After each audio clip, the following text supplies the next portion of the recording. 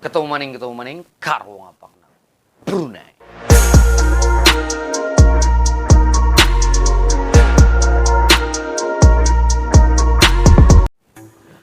Oke bro, pada video kali ini akan seperti di judul adalah bagaimana cara menukar nama gitu. Menukar nama untuk kendaraan atau kereta atau mobil. Jadi teman-teman yang di sini pengen membeli mobil atau kereta yang istilahnya setengah pakai atau second hand, itu bisa ditukar nama dengan nama sendiri dengan syarat punya IC. Walaupun IC itu IC orang luar selain orang Brunei.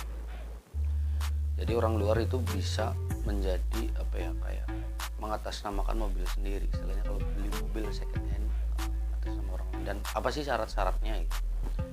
Apa sih syarat-syaratnya untuk tukar nama atau balik nama istilahnya? Jadi memang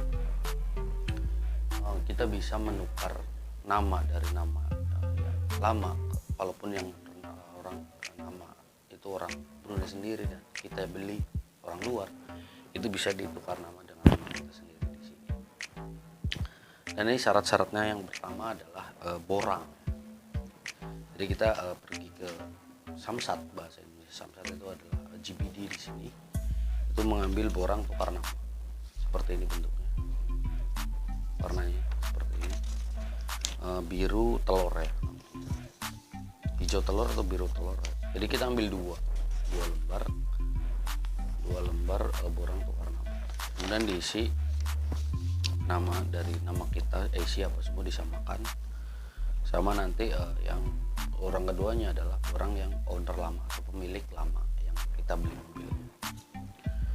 Terus kita istilahnya kayak jadi persyaratan untuk tukar nama juga itu tetap ada insuran, karena di sini adalah mobil itu atau kereta itu untuk menyambung lesson tahunan itu ada 3 langkah ya. Yang pertama adalah inspection, yang kedua adalah bayar insuran, yang ketiganya baru ambil road tax atau bayar kayak stiker tahunan gitu, kayak road tax yang di depan mobil. Dan seperti ini adalah insuran yang sudah misalkan sudah dibayar. Ini pun sudah dibayar sebenarnya. Kayak ini disamakan sama ini, sama borang tukar nama, sama nanti kalau misalkan mau nukar datang ke Samsat atau GBD itu harus disertai dengan IC juga, walaupun kopi, yang penting ada sign atau tanda tangan dari si owner. Itu untuk perorangan ya. Kalau untuk company, misalkan kita beli walaupun itu kereta atas nama company, kayak misalkan beli kereta company itu kayak sejenis Kijang atau sejenis mobil-mobil yang mempunyai hak milik company atau atas nama company, itu harus disertakan dengan syarikat atau company tersebut ya. Jadi kayak ada copnya gitu. Kemudian baru pemilik company tersebut. Jadi bedanya perorangan sama mobil company atau kereta company. Kalau yang company ada 2. Yang pertama syarikat company itu tersendiri untuk cop syarikat atau perusahaannya. Kemudian baru IC owner dari syarikat tersebut gitu, yang pemilik kendaraan tersebut. Nah kalau untuk perorangan nggak cukup IC owner lama dan tanda tangan ya. Jadi blukat, ada nih blukat, kalau bahasa Indonesianya BPKB lah istilahnya. Kalau ini di sini seperti ini blukat. Jadi ada nama owner-ownernya terakhir, dan kita ini kan masih kosong di sini. Ini nanti bisa ditukar ke nama kita di sini. Nama baru misalkan beli itu, ini nanti ditukar nama kita sendiri gitu. Jadi lebih aman. Di samping lebih aman juga istilahnya nggak ribet nanti masa untuk rotek, untuk merotekkan itu bisa diurus sendiri. Yang penting mobil itu benar-benar masih standar pabrikan atau standar bahasanya itu masih standar kilang, seperti itulah kalau orang Indonesia bilang, masih standar pabrik. Dan fungsinya dan fungsi terus kegunaannya itu masih berfungsi dengan baik. Biasanya sih kalau ini ada misalkan kayak inspection itu yang penting semuanya masih layak digunakan, kayak ban, kayak brake, lampu brake, lampu depan, lampu belakang, terus kayak semuanya lah berfungsi. Nanti kan ada tes, itu bayarnya kalau nggak salah dulu kisaran 5 ringgit ke 6 ringgit seperti itu. Itu inspection pertama untuk cek bodi atau cek fisik dari kendaraan.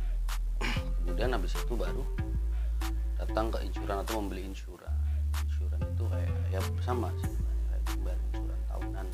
Tapi bedanya di sini misalkan kita beli kalau bahasa Indonesia ini kendaraan telatan dalam arti nunggak gitu ya, nunggak misalkan 7 tahun gitu, atau 5 tahun atau 2 tahun atau berapa tahun istilahnya nggak bayar. Itu kalau insuran malah cuma kena 1 tahun aja, bayarnya 1 tahun yang akan disambung ke rotek atau lesen tahunan. Dan yang bayar misalkan telah 7 tahun, kita harus bayar 7 tahunnya itu adalah roteknya gitu. Jadi misalkan telat 7 tahun ya bayarnya misalkan 20 kali 7 atau 30 kali 7 misalkan telat 7 tahun. Seperti itu ya, Bro. Jadi memang di sini memang seperti itu peraturan yang saya tahu, dan saya pernah bertanya juga gitu, bahwa di sini pernah bertanya ke ya, di sini itu telat memang itu bayarnya cuma setahun, insurannya yang bayar setahun aja. Kemudian yang roteknya baru bayar berapa kali telat. Kalau dibilang mahal, yang paling mahal memang insuran. Jadi kalau rotek sih standar lah. Kalau memang mobil besar itu 50, yang kecil lagi 35, bahkan yang aku punya dulu yang kecil itu cuman di sini kan ada nih. Di sini di blue cardnya kita bisa lihat lesen tahunannya, yaitu namanya cukai tahunan. Di sini ada tulisannya cukai tahunan, kelihatan. Nah, ini namanya untuk bayar cukai tahunan atau protek tahunan. Itu yang ini 34 ringgit. Misalkan telat 7 tahun ya dikali aja 34 kali 7. Jangan telat 2 tahun ya dikali aja 34 kali 2. Seterusnya seperti itu. Tapi kalau yang insuran ini kalau misalkan ini nggak bayar 7 tahun atau 5 tahun atau jenisnya, itu hanya membayar 1 tahun. Itu bro ya. Jadi teman-teman di sini yang pengen beli mobil jangan lupa tukar nama, jangan lupa juga diurus semuanya, benar-benar diurus gitu. Karena di sini juga banyak yang nggak banyak sih, ada beberapa gitu misalkan jual yang nggak ada, yang penting ada blukatnya ya, yang penting bahasa itu ada BPKB-nya, surat-surat BPKB ini yang penting. BPKB kalau ininya nggak ada itu sangat amat berbahaya dalam arti dari mana ini barangnya, apakah barang ini hasil itulah gitu. Jadi memang harus benar-benar teliti untuk surat-suratnya, istilahnya selain dari cek fisik kendaraan tersebut sebelum membeli mobil second hand. Karena di sini terbilang cukup bisa dibeli untuk TKI itu ya, tergantung kita niatnya. Memang kita niat pengen beli mobil gitu, misalkan kalau gajinya kisaran 400 atau 500 dan pengen beli mobil, itu memang harus nabung dalam arti ya disisihkan dikit lah, karena harga-harga di sini paling dalam kisaran 2000 ke 1500 insya Allah udah dapat mobil yang cukup bisa dipakai gitu untuk jalan. Yang penting punya lesennya aja, juga punya lesen, jangan yang nggak punya lesen gitu. Nggak ada lesen tapi pengen beli mobil gitu kan, jangan gitu. Malah bahaya nanti gitu. Yang misalkan ada lesen pengen beli mobil seperti itu, dan ini syarat-syaratnya tadi sudah kasih tahu untuk tukar nama atau balik nama. Biasanya memang dari owner lama itu mesti ada selalu ada bilang tukar nama, langsung tukar nama ya biasanya seperti itu. Terus biasanya juga tergantung rundingan lah. Kalau memang rundingannya aku mau bayar tapi aku mau tukar nama, sudah tukar nama, jadi tinggal bagi IC nanti sama sign sama tanda tangan seperti itu ya bro. Dan surat-suratnya seperti ini. Jadi ada yang ini yang pertama itu borang tukar nama 2 lembar untuk yang baru sama dealer lama ini. Terus ini insuran sama dukat semua syarat. Terus IC, jangan lupa fotokopi IC atau data. Misalkan bukan IC bisa nggak? Kalau bukan IC kemungkinan paspor. Kalau paspor kayaknya belum tahu ya, karena yang aku tahu hanya IC aja. Kalau paspor atau license itu belum jelasin, belum tahu juga aku. Jadi aku nggak bisa ngomong di sini. Yang aku tahu hanya IC yang masih berlaku untuk tukar nama nanti seperti itu ya bro.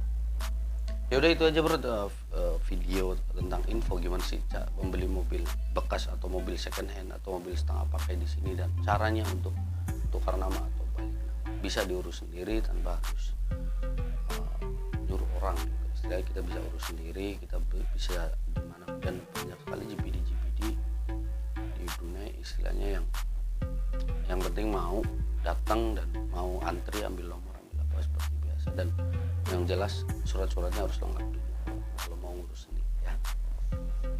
Ya bro, ya udah sampai di situ aja video tentang info bagaimana cara balik nama kendaraan second hand atau setengah pakai di Brunei. Ya udah, sampai ketemu di video selanjutnya. Jangan lupa di komen, like, dan subscribe untuk kemajuan channel ini. Salam Bung Apak, orang Apak, orang Medan.